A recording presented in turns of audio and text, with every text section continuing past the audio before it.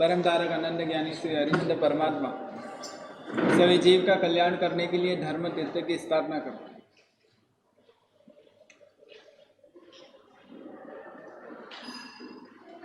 बारिश के दिन है, शायद मानसून उदयपुर वालों के ऊपर बहुत मेहरबान है।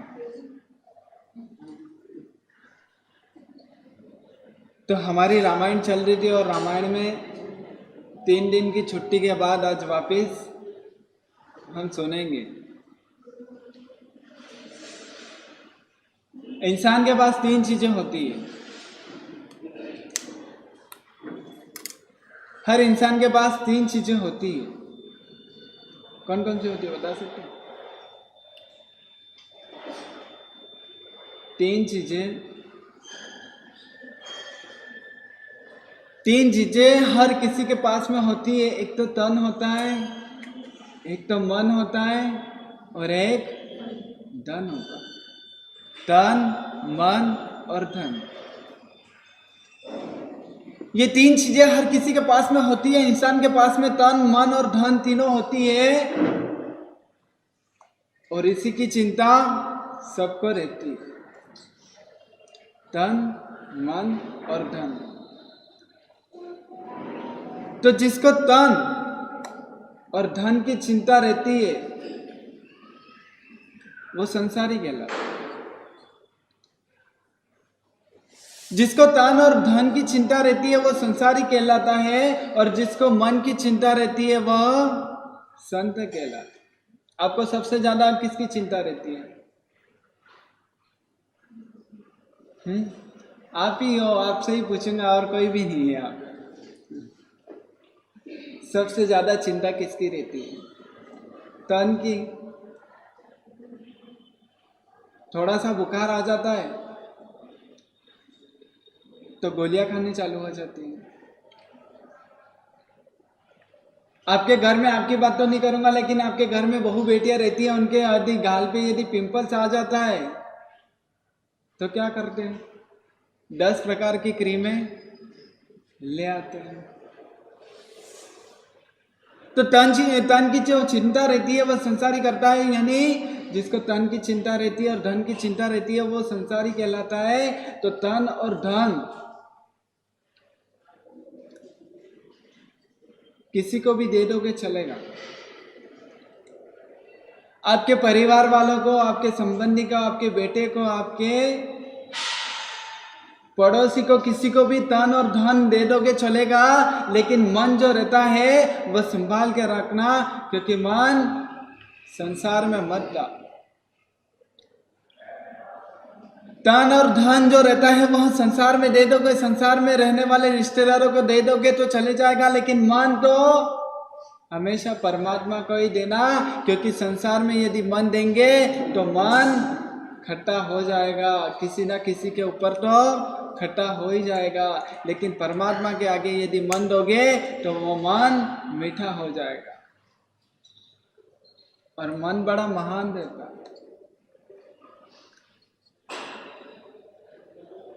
मन बड़ा महान रहता है। आपने सुना होगा प्रसन्न चंद्र महाराजा, 1 मिनट में मन कहाँ चला गया और फिर दूसरी मिनट में मन पलट गया। सोच और विचार जो रहती है, मन में जो सोच और विचार रहती है वह बड़े अजीब के रहती है। वहाँ मोक्ष में भी दिला जाते हैं तो वहां पर नरक में भी जाने के लिए तैयार कर देते हैं। वहां पर जो प्रसन्न राजा थे 1 मिनट के लिए वहां पर नरक का आयुष्य बांध रहे थे और दूसरी मिनट में वहां पर मन का पलट हो गया। तो मन का जैसे ही परमात्मा के उधर आ गया, मन आ गया, धर्म में आ गया, विचारों में आ गया और वहां पर केवल ज्ञान की धुन मोक्ष में चले गए। तो तन और धन कहे किसी को भी दे देना, लेकिन जो मन रहता है वह धर्म में ही देना। यानी हमने देखा था रामायण में, हर किसी के बारे में देखा था, वहां पे राजाओं के बारे में देखा था, राजकुमारों के बारे में देखा था, हर किसी के बारे में देखा था। उनका जो तन और धन रहता है वो हर किसी को दे देते, वहां पर रानी को देते, राजकुमारी को देते थे, लेकिन जो मन रहता है वह तो शासन को ही देते हैं, धर्म में ही देते हैं, जिसके कारण इतनी सारी दीक्षा वहां पर राजा ले लेते हैं। दशरथ का जन्म हो चुका है, हमने देखा था दशरथ इस धरती पर आ गए और आने के बाद में राज्य पाठ का अच्छे से पालन कर रहे हैं, अच्छे से सुंदर से खूब राज्य चला रहे हैं। और राज्य करने के बाद में एक बार जब रावण को पता चला कि मेरी जो मृत्यु है वह दशरथ के पुत्र से होने वाली है, तो वहां पर प्लानिंग बनाई और विभीषण था वह दशरथ को मारने के लिए तैयार हो गया और दशरथ को मारने के लिए वहां पर आ जाता है। और जब ये बात दशरथ को पता चलती है और दशरथ जनक के पास में जाते हैं और दोनों प्लानिंग करते हैं कैसे क्या करना, और वहां पर दोनों मीटिंग करते हैं। और जहां पर मंत्री और जो सेनापति रहते हैं वहां प्लानिंग करते हैं अब क्या करना, क्योंकि रावण है, रावण से जितना मुश्किल है। और वहां पर जिसके कारण दशरथ और जनक जो रहते हैं वह मंत्रियों के साथ में बातचीत करके उनके पुतले बनाते हैं डुप्लीकेट, और इसे अंधकार में रख देते हैं। और जो जनक और दशरथ उस नगरी से गुप्त रीत से चले जाते हैं। ये जो चर्चा है, जो बातें हैं, वह किसी को पता नहीं है, सिर्फ दशरथ और जनक को ही पता है। और वहां पर मीटिंग और मंत्रियों को करने के बाद में वहां पर वो जो पुतला था वहां पर दशरथ और जनक का उनके महल में रख दिया, जहां पर अंधकार था, जहां पर कोई आ नहीं सकता, वहां पर रख दिया। और वहां पर रखने के कारण वहां पर सेब था। और वहां पर जो दशरथ थे और जो जनक थे वह गांव से निकल गए, वह राज्य से निकल गए, वह महल से निकल गए, वह नगरी से निकल गए। अब जो विभीषण था वहां पर आने लग गया, और वहां पर आने के बाद में हर जगह ढूंढने लग गया। और ढूंढने के बाद में वहां पर जब देखा अंधकार में वहां पर दशरथ खड़ा है, वहां पर दशरथ नहीं था लेकिन पुतला था। लेकिन जो विभीषण को लगा कि दशरथ यहाँ पर छुप के बैठा, और वहां पर तलवार निकाली और दशरथ का गर्दन अलग कर दी और वहां पर जोर से हंसने लग गया। अब वहां पर मीटिंग बिठाई थी, उसके प्लानिंग के अनुसार वहां पर सब कुछ काम हो गया था। विभीषण आ गया था और वहां पर दशरथ का गला उड़ा दिया था, जिसके कारण वहां पर शोक दूर हो गए थे। वहां पर जब मंत्री चिल्लाने लग गए थे, वहां पर मंत्री को चिल्लाने के बाद में वहां पर जो राज्य महल था, जो महल था वहां राज्यसभा थी, वहां पर सब लोगों को पता चला, जिसके कारण वहां पर रोने लग गए, चिल्लाने लग गए। और वहां पर सभी दुखमय हो गए, शोकमय हो गए, और वहां पर गमगीन वातावरण हो गया। ये बात किसी को पता नहीं है कि दशरथ और जनक भाग गए। यहाँ पर जो गर्दन काटी थी वह एक पुतले की काटी थी, लेकिन जो विभीषण था वहां इतना मगन था, इतना मस्त था, उतना मारने में वहां पर टंडे था कि वहां पर उसको ही पता नहीं चल रहा है कि वहां पुतला है या किसी और के। और वहां पर उसने असलियत में जान लिया कि मैंने दशरथ का हनन कर लिया, मैंने दशरथ की मृत्यु कर ली, मैंने दशरथ को मार दिया। और वहां पर दशरथ को मारने के बाद में वहां पर जनक के पास में जाता है, उसी के महल में जाता है। और उसी के महल में जाने के बाद में वहां पर जिस प्रकार से जो पुतला इस महल में रखा था, उसी प्रकार से जो पुतला था जनक का वहां जनक के महल में भी रखा था। और वहां पर विभीषण ने वहां पे भी कर दिया, वहां पर तलवार से उसको पुतले को काट दिया और कहता है कि मैंने जनक को मार दिया। अब कहां से राम उगेगा और कहां से राम मेरे भाई रावण को मारने वाला बनेगा। वह जोर जोर से चिल्लाने लग जाता है कि मैंने मार दिया, उसको दशरथ को मार दिया, मैंने जनक को मार दिया। अब ना सीता रहेगी और ना ही राम रहेगा, जिसके कारण जो नैमित्तिक था उसकी बातें सत्य होकर भी मैंने असत्य कर दी, उसकी बात मिथ्या कर दी। और वहां पर खुश होता है, हंसी निकालते हो, हंसी निकालने के बाद में वहां पर प्रयाण करता है। और यहाँ पर दशरथ और जनक राजसभा महल सब कुछ छोड़ के चले गए खाली कपड़ों में। अब रास्ते में जा रहे हैं, अब वहां पर समय गुजरता जाता है और वहां पर रास्ते में जा रहे हैं। एक बार में जो केकई रहती है उसके पिता शादी की चिंता करते हैं केकई की, और शादी की चिंता करने के बाद में जो केकई रहती है उसका स्वयंवर रचाते हैं। और वहां पर नगरियों में अनेक राजाओं को इनवाइट करते, आमंत्रण देते हैं। और रामायण में आपको आपको पता होगा कि जहां पर प्रथा है कि जो राजकुमारी रहती है वह अपनी इच्छा से वर का चूज करती है, वहां पर उसको स्वयंवर रचती है, माला डालती है। तो कैकेयी के जो पिता जो वह महल में रहते थे, वहाँ राज्यसभा में रहते थे, वहाँ पर राजाओं को, अनेक राजाओं को इनवाइट करा था और अनेक राजाओं को वहाँ पर लाइन से सिंहासन पे बैठा दिया था और एक से एक राजा वहाँ पर आए थे। जब ये बात उन दोनों ने सुनी, दशरथ और वहाँ पर जनक ने ये बात सुनी, तो वहाँ पर उन्होंने भी सोचा कि हमको जाना चाहिए और वहाँ पर जाने के बाद में उन राजाओं की लाइन में वहाँ पर सिंहासन पे दोनों भी बैठ गए और वहाँ पर जो कैकेयी थी वहाँ पर उसके हाथ में माला थी, बड़ी सुंदर सी माला थी। उस सुंदर सी माला वहाँ पर हाथ में लेकर वहाँ पर एक से एक कदम आगे बढ़ाती है और वहाँ पर हर राजा को देखकर आगे बढ़ती है। हर राजा आतुर होता है कि मेरे पास में आएगी और मेरे गले में माला डालेगी, लेकिन जो कैकेयी थी वह आगे बढ़ती जाती है। हर राजा का चेहरा देखती है और हर राजा का चेहरा देखकर वहां पर आगे बढ़ती है और आगे बढ़ती है और आगे बढ़ते बढ़ते जहां पर दशरथ बैठा था वहां पर आ गई और वहां पर दशरथ आने के बाद में वहां उस जगह पर आ गई और वहां पर रुक गई और जो माला थी वह दशरथ के गले में पहना दी और पहनाने के बाद में जो अन्य राजा थे उनको जलन। अब कैकेयी की इच्छा थी कि मेरे पति जो बनने वाले वो दशरथ बनने वाले, अब उसको पसंद आ गया और दशरथ को कैकेयी पसंद आ गया और कैकेयी को दशरथ पसंद आ गया, उसमें क्या गलती थी। लेकिन जो अन्य राजा थे उनको अच्छा नहीं लगा, उनको जलन होने लगी, उनको लगा कि यहाँ पर हमारा अपमान हो रहा है। हम इतने बड़े बड़े राजा, इतने बड़े बड़े सिंहासन पे बैठे, इतने बड़े बड़े हमारा राजपाट है, इतना बड़ा बड़ा हमारा घर बार है, इतने बड़े बड़े हमारे पिता है, इतना बड़ा बड़ा हमारा बल है, हमारा परिक्रम है, लेकिन इस कैकेयी ने हमारा अपमान करा। यहाँ साधारण से वस्त्र में बैठे हुए कपटिक यहाँ पर दशरथ के उसमें गले में वहां पर माला डाल दी और वहां पर अपमान सहन नहीं करने का कारण जो दूसरे राजा थे वहां पर युद्ध करने के लिए तैयार हो गए। यहाँ पर युद्ध करने के लिए तैयार हो गए, युद्ध कर रहे और वहां पर जो कैकेयी के पिताजी थे वह भी जो दशरथ के साथ में हो गए और दशरथ के साथ में होने के बाद में वहां पर युद्ध चलता है और युद्ध में दशरथ और वह जीत जाते हैं और जीतने के बाद में अपनी नगरी में, राजगृह नगरी में वहां पर बसने लगते हैं और समय के साथ में सबकी शादी हो जाती है। वहां पर कौशल्या के साथ में, सुमित्रा के साथ में, कैकेयी के साथ में और सुप्रभा के साथ में, इसे चार उसकी पत्नियां रहती। और समय के होने के बाद में वहां पर समय के अनुसार वहां पर राम का जन्म होता है। वहां पर जो कौशल्या रहती है वह 4 सपनों का सपना देखती है। रात में सपना देखने के बाद में वहां पर राम का जन्म होता है। इसके बाद में जो दूसरी पत्नी रहती है सुमित्रा, उसके गर्भ से लक्ष्मण का जन्म होता है और कैकेयी के वहां से भरत का जन्म होता है और सुप्रभा के वहां से उसके गर्भ से शत्रुघ्न का जन्म होता है।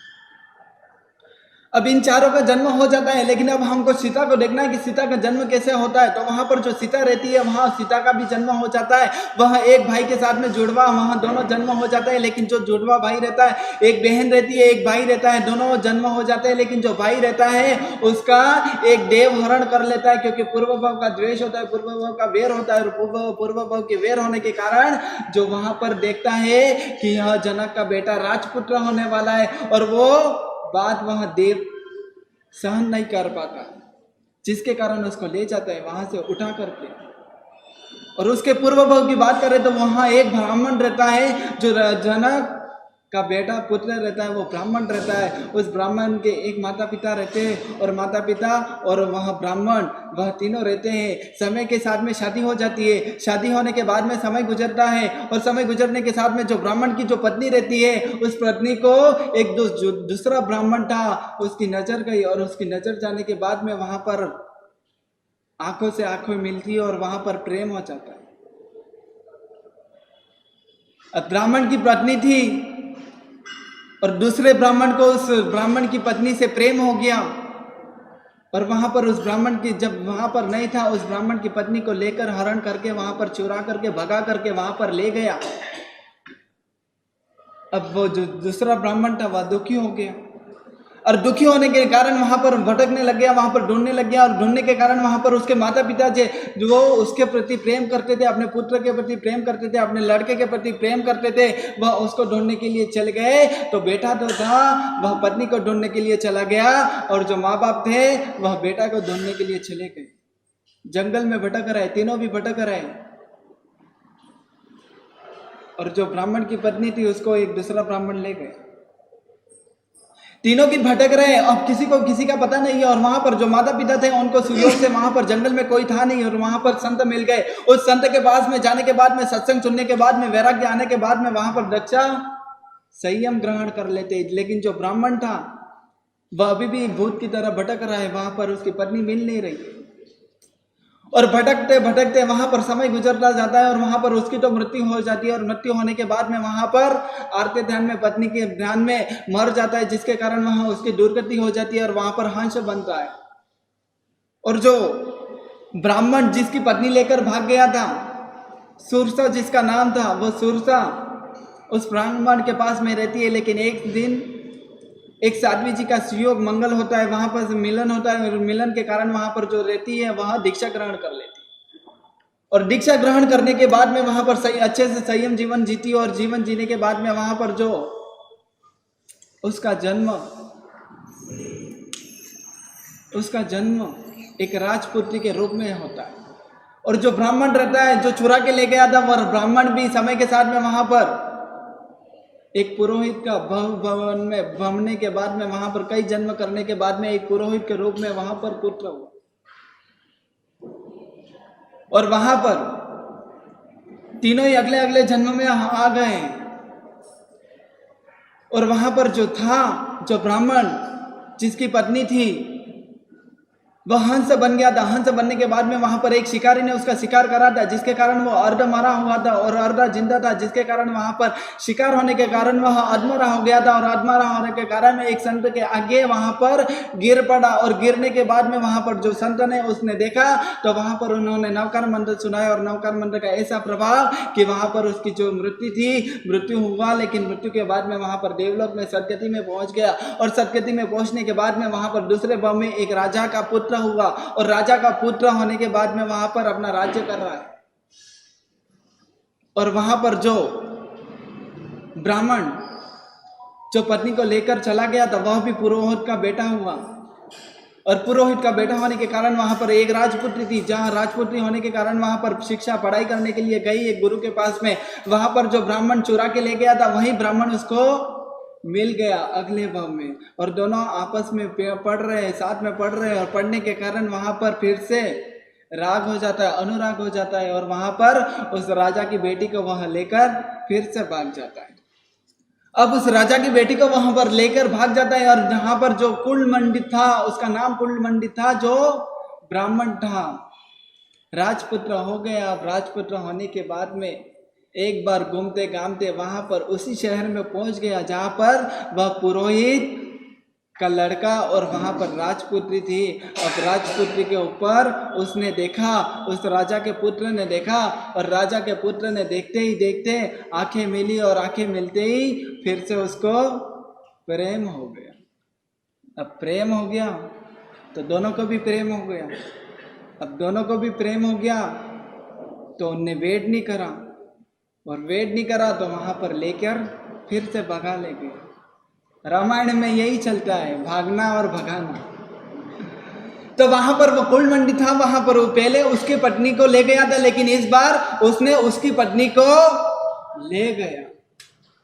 कर्मा का फल तो मिलता ही है। आज तुम किसी और की बेटी को ले आओगे, कल तुम्हारे बेटी को कोई और ले ही जाएगा।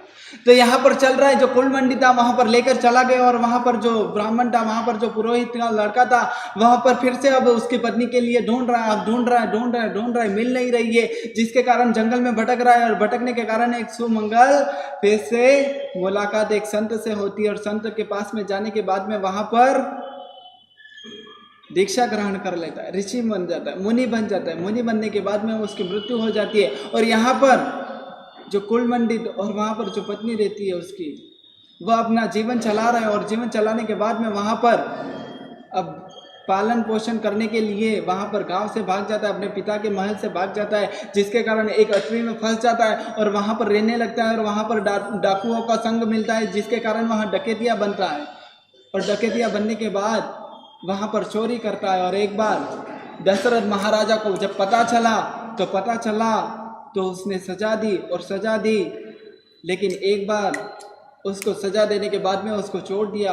लेकिन छोड़ने के बाद में वहाँ पर फिर से वहाँ पर मंगल वहाँ पर उसको उस भाई को भी कुलमंडित को भी सुयोग्य मिलन होता है, एक सत्संग होता है और वहाँ पर सत्संग तो होता है, लेकिन उसको फिर से प्राप्त करने की, राज्य प्राप्त करने की इच्छा होती है, धन प्राप्त करने की इच्छा होती है और पैसे कमाने की वहाँ पर इच्छा रहती है, जिसके कारण वहाँ उसी के ध्यान में, उसी के चिंतन में, उसी की सोच में वहाँ पर मर जाता है। और मरने के बाद में जो कुलमंडित रहता है वह उसी दशरथ के पुत्र के रूप में उत्पन्न होता है। और जो उसकी पत्नी थी वह उसी के जनक की पत्नी के गर्भ में उसकी पत्नी होती है। यानी सोचो, जो पूर्व में पति पत्नी थे इस भाव में भाई और बहन बन गए। कर्म का नाटक कैसा है।